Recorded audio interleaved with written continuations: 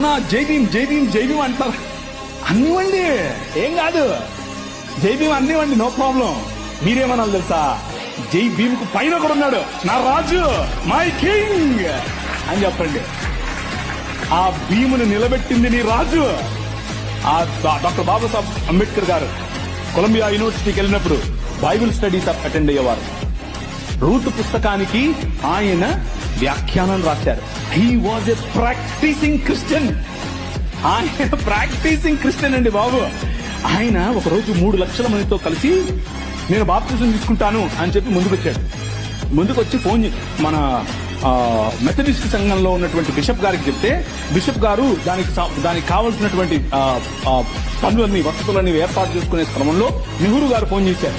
నెహ్రూ గారు ఫోన్ చేసి, ఏంటండి మీరు ఇలా చేస్తున్నారంట, ఇలా చేస్తే మీకు ఈ పొలిటికల్ అపోజిషన్ ఎక్కువైపోతుందని చెప్పాడు.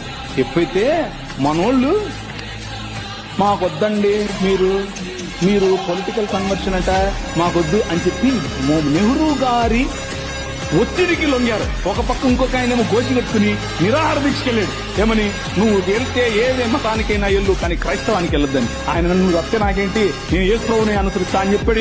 ఎవరు? డాక్టర్ బాబాసాహెబ్ భీమ్రావ్ అంబేద్కర్. ఇది నేను కొత్తగా చెప్పేది కాదు, దిస్ ఈస్ హిస్టరీ. ఆ జై భీమ్ వాళ్ళకి తెలియదు.